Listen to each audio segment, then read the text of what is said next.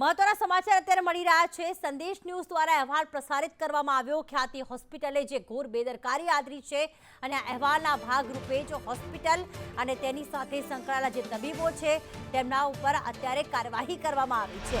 સંદેશ ન્યૂઝે અહેવાલની અસર અત્યારે જોવા મળી રહી છે।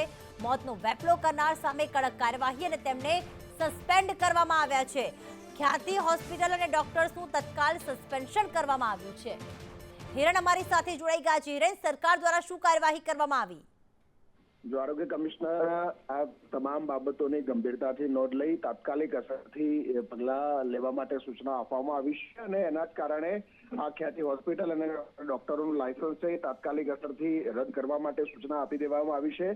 આ ઉપરાંત આ હોસ્પિટલ દ્વારા એટલે કે ખ્યાતિ હોસ્પિટલ દ્વારા અત્યાર સુધીમાં જે પણ આ પ્રકારના મેડિકલ ક્લેમ અથવા તો મેડિકલ ચેકઅપ કરવામાં આવ્યા છે જે સરકારી અલગ અલગ યોજનાઓ હેઠળ છે અને એના દાવા સરકાર પાસે પેન્ડિંગ છે તમામ દાવાઓ હોલ્ડિંગ પર મૂકવામાં આવ્યા છે એટલે કે એનું પેમેન્ટ છે એ આ હોસ્પિટલને નહીં કરવામાં આવે। સામે આ જે કેસો થયેલા છે એવા કેસો સામે હોસ્પિટલમાં દંડ કરવામાં આવશે અને દંડની વસૂલાત પણ રાજ્યના આરોગ્ય વિભાગ દ્વારા કરવામાં આવશે। આ ઉપરાંત PMJAY અંતર્ગત કોઈ પણ શિબિર કોઈ હોસ્પિટલોએ ખાનગી હોસ્પિટલોએ કરવાની હશે તો અગાઉથી આરોગ્ય વિભાગની મંજૂરી લેવાની રહેશે। મંજૂરી સિવાય સીધી રીતે પોતાની રીતે કોઈ પણ પ્રકારના આ શિબિરો છે કે ચેકઅપ કેમ્પ છે એ નહીં કરી શકાય એ પ્રકારની સૂચના આપવામાં આવી છે। આ કેસમાં ખ્યાતિ જી હિરણ, આપ અમારી સાથે જોડાયેલા જ રહેશો। આરોગ્ય કમિશનર હર્ષદભાઈ પટેલ અમારી સાથે ફોન લાઈન પર જોડાઈ ગયા છે। હર્ષદભાઈ નમસ્કાર, સ્વાગત છે આપનું સંદેશ ન્યૂઝમાં।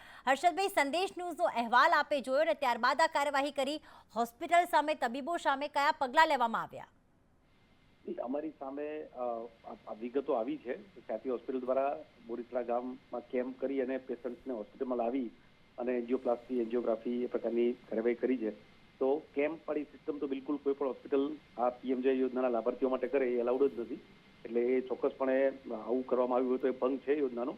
અને ઉપરાંત PMJ યોજનાની ઘણી બધી શરતો હોય જેનું હોસ્પિટલે પાલન કરવાનું છે, ડોક્ટર્સ અને હોસ્પિટલ છે। જો એ કરવામાં નહીં આવ્યું હોય તો એની સામે કડક પગલાં તુરંત જ લેવામાં આવશે। બિલકુલ હર્ષદભાઈ, ચોક્કસથી આરોગ્ય વિભાગ દ્વારા કડક કાર્યવાહી કરવામાં આવશે એવી બાંહેધરી આપી રહ્યા છો, પરંતુ 2 લોકોએ આમાં જીવ પણ ગુમાવ્યો છે, એનું શું?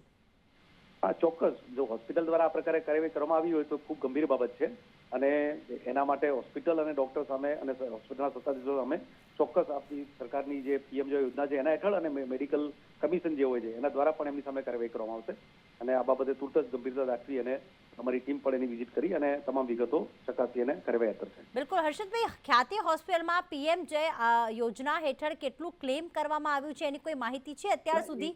આ ક્લેમ્સ છે તો આ હોસ્પિટલ જે દર્દીઓના ઓપરેશન બધું પતી જાય પછી એ લોકો મૂકતા હોય, એની પૂર્વ મંજૂરી લેવાની જોગવાઈ હોય અને પૂર્વ મંજૂરી લીધા પછી એ લોકો ક્લેમ્સને સબમિટ કરે, એની ચકાસણી કરીને પછી એના બિલો હોય એ પાસ થતા હોય છે। એટલે એ તુરંત જ બિલો પાસ ના થયા હોય પણ એ પણ એની કાર્યવાહી પણ સ્થગિત કરવામાં આવશે જેથી કરીને હોસ્પિટલને કોઈ પણ જાતનો ખોટો નાણાકીય લાભ લેવાની બાબત છે તો એ તો બિલકુલ શક્ય નથી।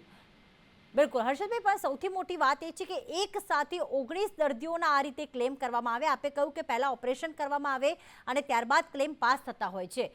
શું આપને કોઈ શંકા ન ગઈ કે આ ખ્યાતિ હોસ્પિટલ નહીં અન્ય કેટલીય હોસ્પિટલે આ પ્રકારે દર્દીઓના ખોટા ઓપરેશન કરીને અને સરકારની આ યોજનાનો ગેરલાભ ઉઠાવ્યો હોય? આવા આંકડા છે આપની પાસે કોઈ?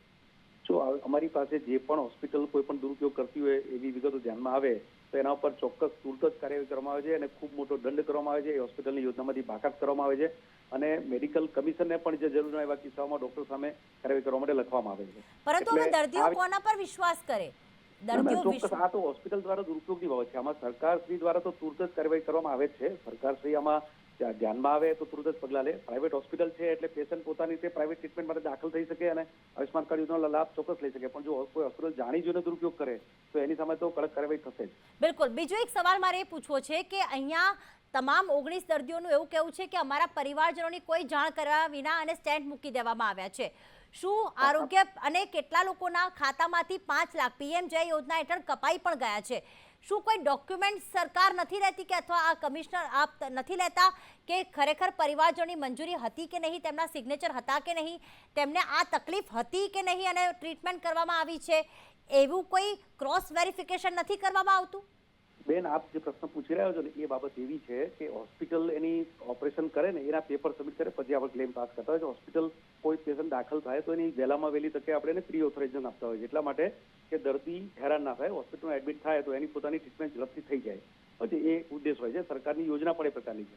એટલે કોઈ પણ હોસ્પિટલ જો જાણી જોઈને પેશન્ટને કેમ્પ કરી અને લઈ આવે અને એનું ઓપરેશન કરવા માટે પ્રી ઓથોરાઇઝેશન મેળવી લે તો એ બાબત પણ બહુ ખૂબ ગંભીર છે.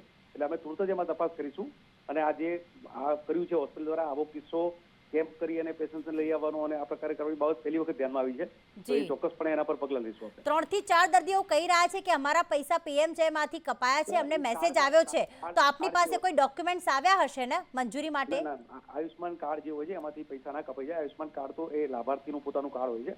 એ હોસ્પિટલ એની જે ટ્રીટમેન્ટ કરે અને જે પ્રોસિજર કરે, મેડિકલ પ્રોસિજર, ઓપરેશન કરે, એ કર્યા પછી અમારી પાસે ક્લેમ સબમિટ કરે અને અમે અપ્રૂવ કરીએ પછી એને પેમેન્ટ થાય. એટલે એવી બાબત નહીં બને કે આ પેશન્ટના પૈસા કપાઈ ગયા, એવી બાબત નહીં બને, કારણ કે એનો ક્લેમ છે એ તુરત જ અટકાવી દેવામાં આવશે. ઠીક છે, ક્લેમ અટકાવી દેવામાં આવશે, પરંતુ એમના શારીરિક તકલીફોનું શું? 2 લોકોના મોત થઈ ગયા છે. સરકારને આપ રજૂઆત કરશો એમને સહાય કરવા માટે? સરકાર કોઈ સહાય કરશે એમને? સરકારશ્રી આ બધી જ બાબતો ધ્યાનમાં લેશે અને જે યોજનાની જોગવાઈઓ છે મુજબ ચોક્કસ આપણે કાર્યવાહી કરીશું. બધા બિલકુલ, આભાર. જી, સંદેશ ન્યૂઝ સાથે વાત કરવા બદલ આભાર આપનો હર્ષદભાઈ.